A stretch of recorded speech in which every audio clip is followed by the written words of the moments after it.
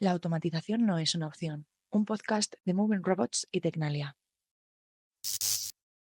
Bienvenidos al podcast La automatización no es una opción, una colaboración de Tecnalia, el que es uno de los mayores centros de investigación de Europa, y de Moving Robots, consultora de robótica móvil. Esta serie de podcast la comenzamos hoy con el podcast, con el primer capítulo, que es el impacto de las personas en la automatización y la robótica. Y conmigo, desde luego, está nuestro gran colaborador, Unai Antero, del Grupo de Industria y Movilidad de Tecnalia. Buenas tardes, Unai. Muy buenas tardes. Y tenemos también a Rubén Martínez, director ejecutivo. No es CEO, no, es director ejecutivo de la Fundación ASTI. Rubén además tiene una larguísima trayectoria en robótica y automatización. Llevas, ¿cuánto has dicho antes? 16 he dicho. Claro, que habías puesto tú por ahí. Años. No lo contaba. Estará vuestro. 16 años trabajando en esta gran industria de la automatización y la robótica. Y además que has tenido, pues has trabajado de los dos lados. Has trabajado desde la parte del automatizador y del receptor de la automatización. Darle las gracias a Apolo Positivo por permitir grabar aquí en el edificio anexo el podcast de hoy. Y vamos allá. Vamos a empezar pues, de una manera pues, quizás muy sencilla, pero Rubén, ¿por qué la automatización no es una opción? Pues es una cuestión de supervivencia, Javi. No es una cuestión de si automatizo o no. Es decir, está claro que las empresas que no apuestan por la automatización, las empresas que no han tomado la decisión a tiempo, pues muchas de ellas han desaparecido y es algo que realmente necesitamos para competir en España y en cualquier país del mundo. Cada vez el entorno es más global y estamos en un entorno en el que, pues, que hay que apostar por ella, que no es una opción, como bien dice el título del podcast. No puedo estar más de acuerdo, ¿no? Yo siempre insisto en que un país como España no puede competir en mano de obra cuando tú saltas el estrecho y la mano de obra, la mano de obra no cualificada, y la mano de obra no cualificada del otro lado del estrecho es que es 3 veces más económica, ¿no? ¿Creéis, Unai, empiezo por ti, creéis realmente que esto es algo que en España empezamos a abrazar ya, que realmente si no automatizamos, si no robotizamos, no tenemos un futuro? ¿Este discurso ya está implantado en la sociedad? ¿Ya se ha discutido todo lo que se tiene que discutir o queda mucho? Queda por discutir. Sí que parece bastante claro que en algunos sectores, como por ejemplo en el de la automatización, en el sector de automoción, ha quedado claro que la robótica, automatización es la única forma de seguir siendo competitivos a nivel mundial. Otros sectores poco a poco van entrando en esta retórica, pero todavía hay mucho trabajo que hacer. Eso está claro. A día de hoy nosotros desde Tecnalia, digamos, estamos empezando a recibir ya peticiones de cómo automatizar cosas que hace 5 años era inconcebible, ¿no? El propio sector no lo veía como algo realista, como por ejemplo en la agricultura. Entonces ahí parece bastante claro que la única forma de seguir siendo competitivos es a través de la automatización. ¿Y la sociedad? Porque, claro, nosotros estamos muy relacionados con el mundo de la robótica y hemos oído muchas veces aquello de trabajas automatizando, tú estás quitando puestos de trabajo.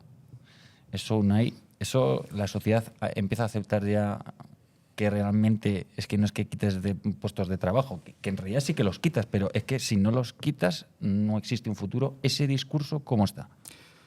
Sí que es cierto que hay puestos de trabajo que van a desaparecer.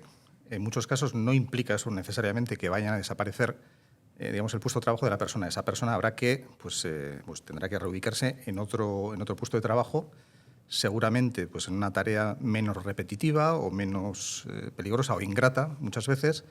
Necesitará un proceso de adaptación a un cierto nuevo puesto de trabajo y ahí sí que es verdad que la sociedad, las empresas tienen un trabajo, un cierto deber también de ayudar o acompañar en ese paso de un tipo de trabajo a otro tipo de trabajo.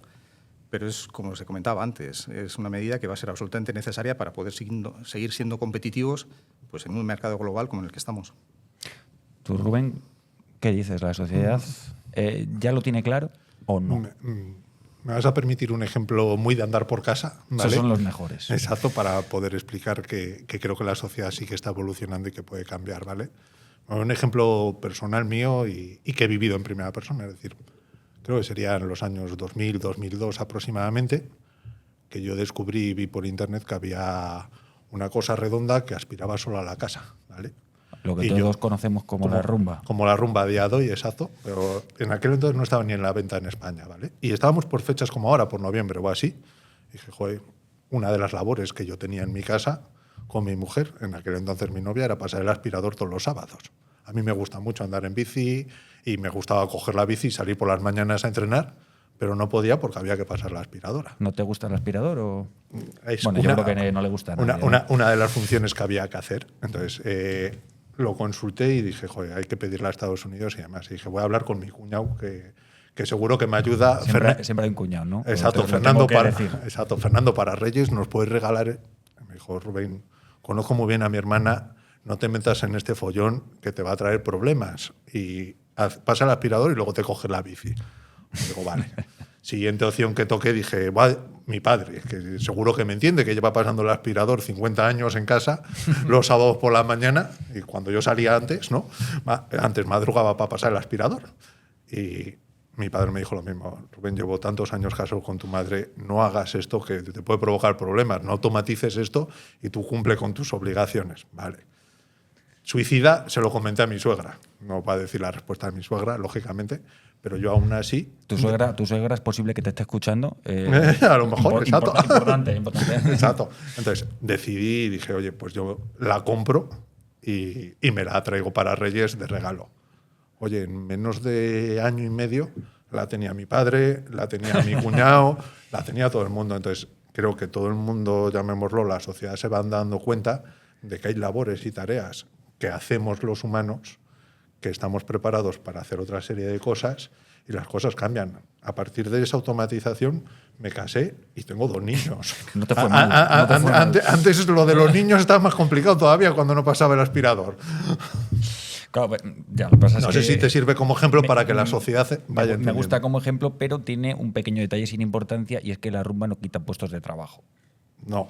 Entonces, respecto a los puestos de trabajo, y que llamémoslo, es una realidad que no podemos negar, los puestos de trabajo como la energía no desaparecen, ¿no? Se transforman, ¿no? Es verdad. O sea, hemos vivido 4 revoluciones industriales anteriormente y la OCDE nos dice a día de hoy que el 80% de los puestos de trabajo en 2030 van a ser totalmente distintos a los que tenemos a día de hoy. Y es una realidad. Esto lo que nos obliga es a transformarnos nosotros y prepararnos para ese futuro. Lo que no podemos es darle la espalda, porque como decía antes, es una cuestión de supervivencia. Si yo no pongo la rumba y dejo de aspirar en casa, es una cuestión de supervivencia. Totalmente. No puedo estar más de acuerdo. No puedo estar más de acuerdo. Voy a poner unos datos que daba La Voz de Galicia hace un par de semanas, ¿no?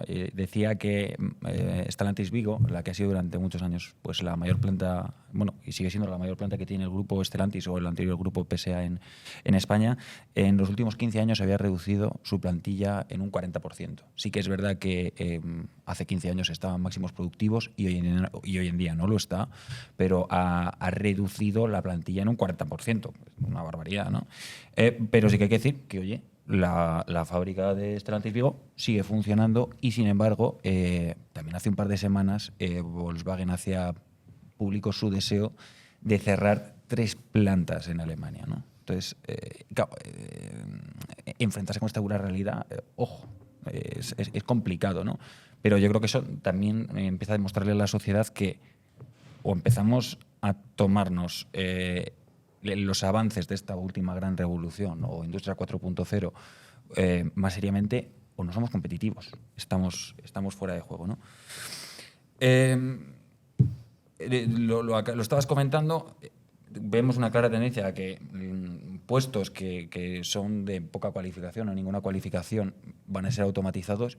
Sin embargo, nos cuesta encontrar gente, y esto yo creo que lo vivimos también los 3 en nuestro día a día, nos cuesta encontrar gente para lo que es el sector de la automatización y la robótica.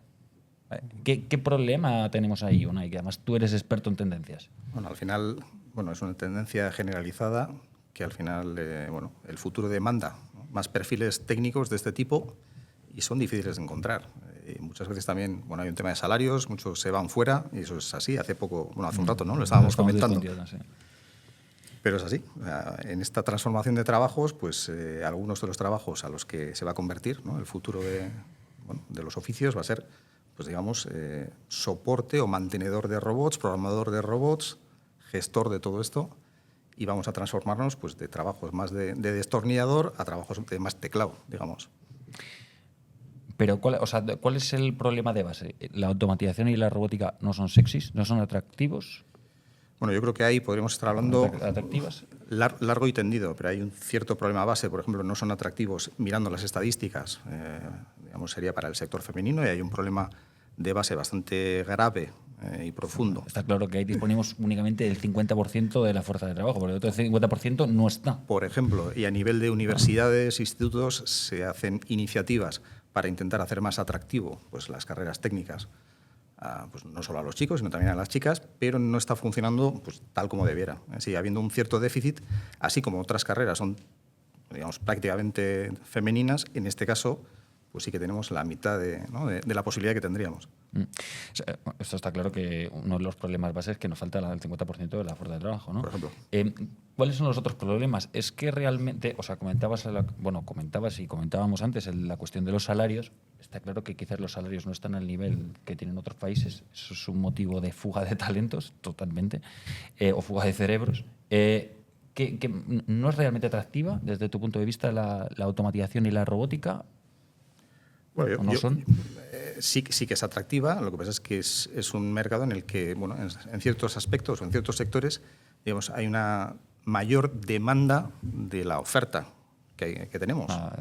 Entonces no dan abasto en ciertos aspectos. Nosotros, pues hay puestos de trabajo que nos cuesta muchísimo llenar, y entiendo como a vosotros también.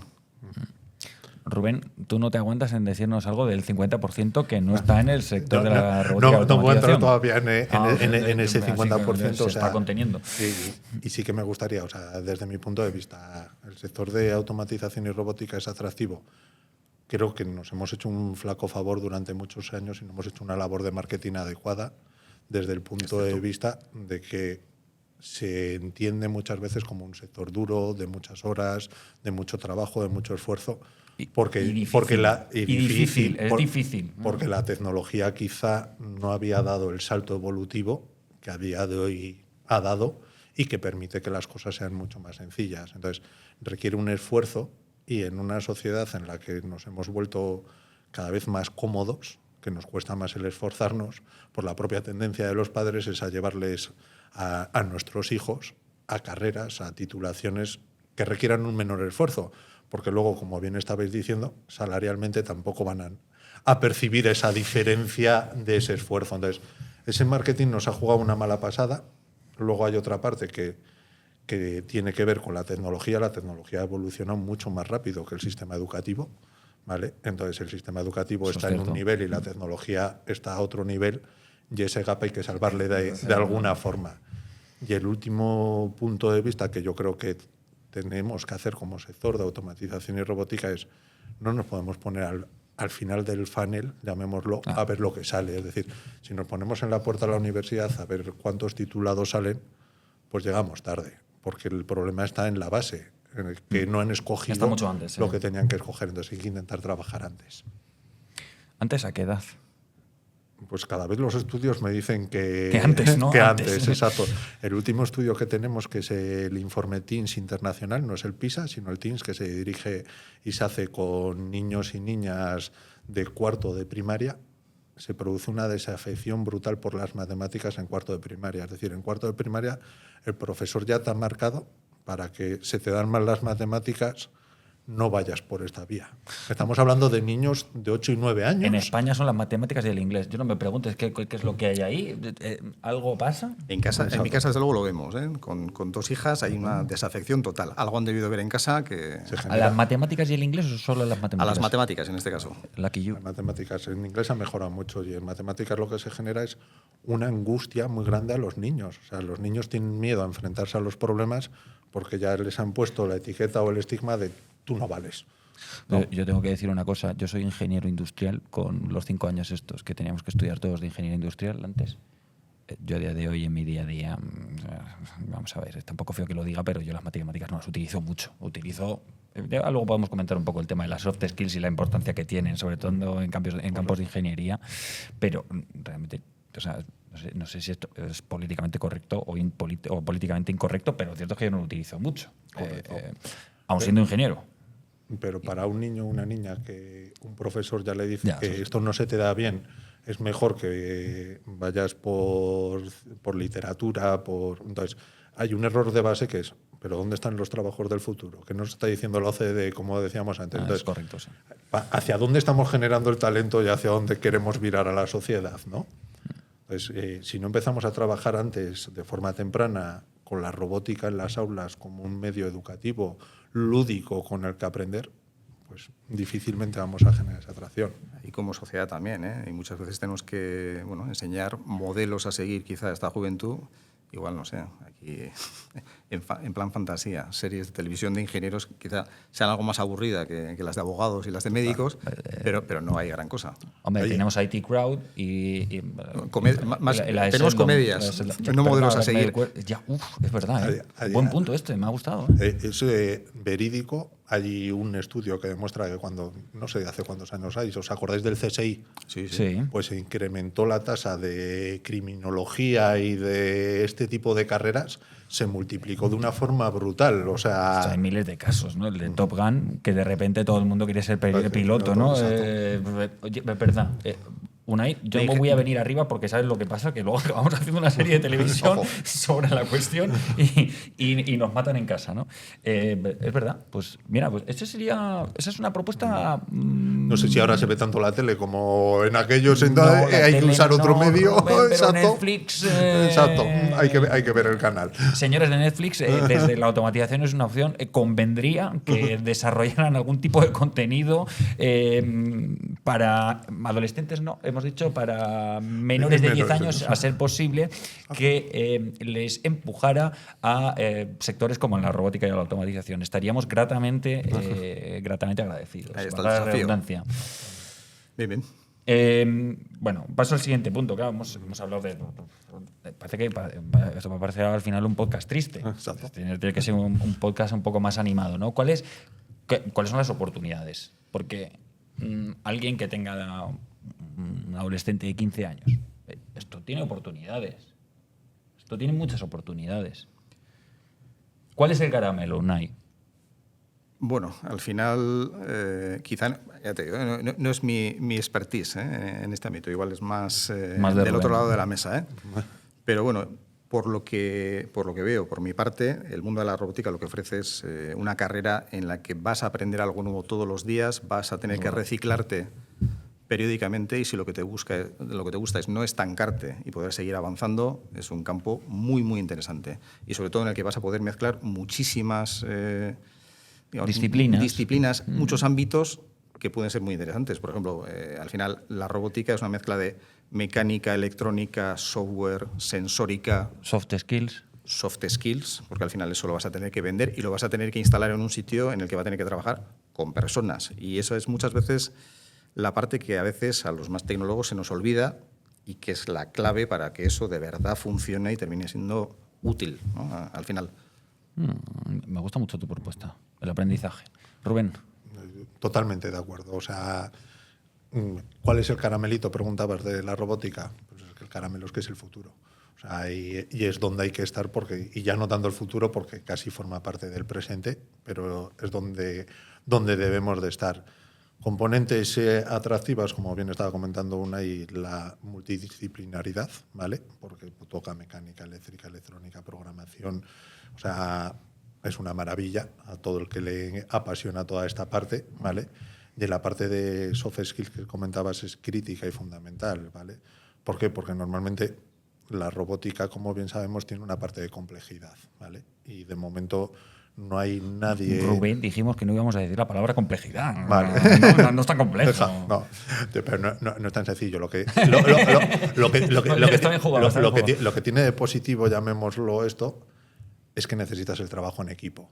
Necesitas totalmente personas de distintos perfiles para trabajar conjuntamente. Y para el ser humano, como somos un ser social, lo más bonito que hay es eso, es trabajar en equipo y estar rodeados de compañeros con un reto común que construir y el mundo del reto, el mundo de poder superar y sacar algo nuevo y con un equipo a tu lado, pues es lo que mueve los deportes o es lo que mueve la robótica y la automatización. Entonces tenemos, por una de lo que me dices, que el caramelo es que todos los días son diferentes y que vas a aprender constantemente. Si esa es tu voluntad, ahí lo tienes. Y tú dices, nos has comentado dos. El segundo, después del de Unai, que sería que es el futuro, ¿vale? Y el tercero, que es trabajo en equipo, ¿no? Como, ojo, porque claro, la gente que tiene trabajo tanto y trabaja solo, pues efectivamente pues no es exactamente igual. Yo quiero añadir un cuarto. Yo soy así un poco romántico para estas cosas, pero para mí, y esto pues a mí me motiva mucho, y es que cambias el mundo. Realmente cambias el mundo, o sea, modificas las cosas, ¿no? Nosotros que tenemos un cliente en Italia y que, bueno, en Italia no, en San Marino, ¿no? Entonces, a mí me flipaba, ¿no? Yo decía, esta gente es impresionante, ¿no? Porque teníamos una reunión y decíamos, venga, vamos a hacer estos cambios, y llegaba un mes después y lo habían hecho. Hubo una que cambiaron el almacén en un mes y a mí aquello me parecía maravilloso. Y digo, pues esta gente, Y entonces, tienes la posibilidad de cambiar cosas, modificarlas, mejorarlas. Y eso como reto a mí, bueno, yo me dedico a esto por eso, lo tengo que decir así de primeras. Esa parte de transformación es preciosa, o sea, y la hemos vivido en muchos casos. O sea, antes escuchándote recordaba un caso de la tierra donde estamos, del caso de Campo Frío. O sea, hace pues aproximadamente justo ahora unos 10 años que nos levantamos un domingo con la triste noticia de que había ardido toda la planta y había desaparecido, y se volvió a construir una planta nueva totalmente automatizada mediante robótica, que era espectacular. O sea, ahí contaron, llamémoslo, con una suerte que era empezar con la planta de cero para volverla a levantar, pero es una transformación total de los mismos procesos y que es realmente muy, muy atractivo. Ese desde luego es un caso icónico en nuestro país, ¿no? Unai, ya nos están empezando a dejar claro que vamos a tener que trabajar más años. Parece que es así. Veremos dónde termina, ¿no? Esto va a ser una tendencia. Cada vez vivimos más tiempo y nos quieren obligar a que trabajemos más. ¿Qué implicaciones tiene esto? Claro, no es la tendencia, ¿eh? Al final leía algún dato la semana pasada, decía que dentro de poco más del 50% de los trabajadores estaría en la franja entre 55 y 67 años, en cuestión de unos pocos años. Madre mía. Lo que significa que, claro, esos trabajadores van a tener que seguir trabajando. Tenemos que ayudarles a que puedan trabajar de una forma más cómoda. No podemos obligarles a que levanten pesos como podían levantar con 20 años. No podemos obligarles a que estén moviendo cargas o desplazando cargas, ¿no?, de un sitio a otro como cuando tenían 20 años. Entonces, ahí automatizar es obligatorio para ayudarles a trabajar mejor. Eso por un lado. Y por otra parte, también tenemos que trabajar esa parte más social para que esa automatización incorpore ese conocimiento que estas personas han adquirido durante todos estos años. Ahí sí que hay una tendencia muy clara, y es que hace unos años se concebía la automatización como quítame de ahí a esa persona, que esto ya el sistema lo va a hacer solo. No tiene ningún sentido. Al final, el centro de la empresa sigue siendo la persona. Hay que colocar la automatización alrededor para potenciar a la persona, no para reemplazarla. Y en esta potenciación, el tema de ayudar en este rango de edad, de alguna manera, es clave, ¿eh?, para que puedan trabajar más y mejor. Es que el propio reciclaje, ¿no?, dentro de esa formación que... Ahí, efectivamente, la persona pues tendrá un trabajo adicional, que será adaptar su forma de trabajar de cómo lo hace hoy a cómo lo hace junto con la automatización. Sí, yo siempre recuerdo, creo que fue García Márquez, cuando le dieron el premio Nobel, una de las cosas que dijo es que teníamos que tener una educación que fuera desde la cuna hasta la tumba. No nos queda otra. Y fíjate cómo somos, ¿eh? Es que parece que sales de la universidad o del máster y ya se acaba. Hasta luego. Eso para mí es una cosa que tiene que cambiar. Ese concepto no es válido ya. Es que no es válido, eso es totalmente incorrecto, porque además las cosas van a una velocidad que es imposible. Es imposible. Tenemos que estar en continua formación. Hay un libro que es El futuro del trabajo, que habla de, pues eso, o sea, pone un ejemplo de mi padre trabajó en 3 empleos durante toda su vida. Yo trabajaré en 7 y mi hijo posiblemente trabaje en 30 proyectos al mismo tiempo. Y proyectos diferentes que tendrá que irse formando durante toda su vida, a lo largo de toda su vida. Por ir ya terminando, que se nos va el tiempo. Riesgos. ¿Cuáles son los riesgos? Unai. Los riesgos es dejar de lado a las personas en esta automatización. Un poco lo que decía Totalmente de antes. acuerdo. Hay que ayudarles, ir de la mano, la empresa, las personas, para que esta adaptación pues, sea efectiva realmente. Y a esa persona habrá que ayudarle a que ese cambio pues, lo haga de una forma natural y no dejarla atrás en la automatización. Ese es el primero. Y luego ya sí que es verdad que también hay ciertos riesgos tecnológicos. No podemos dejar que la tecnología dependa de terceros, por ejemplo, de otros países. Que el control de esta automatización, de esta inteligencia artificial, de estos temas que van a regir pues, nuestro día a día de aquí a unos años, esté en manos de, pues, no sé, de una empresa en Estados Unidos o vaya usted a saber. Se nota que hoy hemos tenido el último consejo de la Asociación de Robótica Móvil Española, en el cual hemos estado precisamente Unai y yo, y claro, obviamente esto se trata constantemente. Aquí mi cuña publicitaria. Rubén, ¿tú qué riesgos ves? Precisamente el que dice Unai es el de dejar atrás a las personas. Tenemos que meter dentro de la automatización y la robótica a las personas. La robótica está al servicio de las personas y no podemos dejar en el camino atrás a nadie. Tenemos que incorporarles a todos. A mí me consta que desde la Fundación ASTI lleváis a cabo una serie de programas que de hecho tienen como objetivo fomentar todo lo que son, no solo en automatización y robótica, sino todo lo que es matemáticas, ciencia, tecnología. ¿Cuál es la otra que siempre se me queda? Matemáticas, tecnología, ciencia, ingeniería. Joder, se me queda fuera la mía, qué desastre. Rubén, ¿qué estáis haciendo y cómo os podemos ayudar? Vale. Lo que estamos haciendo precisamente es, como bien decías, es el fomento de las vocaciones STEM, que son las siglas en inglés de Ciencias, Tecnología, Ingeniería y Matemáticas. La realidad es que se usan esas siglas porque son las acuñadas como porque un término real. Inglés, hombre, exacto, suena bien. pero en la parte de ciencias hay mucho menos problema. Realmente la problemática viene por tecnología, ingeniería y matemáticas, ¿vale? Donde tenemos datos que en el último lustro, en los últimos 5 años, en la parte de ingeniería, en chicos, la vocación o las personas que se matriculan en carreras de ingeniería ha bajado de un 36% que estábamos a casi un 22%, ¿vale? Y en chicas es aún más dramático porque ha bajado de un 18% a un 7%. Entonces, madre mía. Nosotros no estar sabiendo orientar a nuestros jóvenes. Tengo por aquí, me ha subido el escalofrío por la espalda. Eso, son cifras realmente dramáticas. Desde luego. Si, como decíamos, queremos competir en el mundo al que vamos, que la tecnología es la madre sobre la que tenemos que construir a las personas. Entonces, si no formamos parte del desarrollo y de la construcción de esa tecnología, estaremos fuera totalmente. Entonces, nosotros lo que hacemos es intentar generar esas vocaciones, es decir, que como os decía antes, no ponerme al final del funnel y ver lo que sale, sino intentar irme al principio de la cadena y donde se están desapegando para irles juntando. Entonces, trabajamos desde 2 grandes verticales, uno que es el vertical de género, porque es evidente y los datos lo demuestran, ¿vale?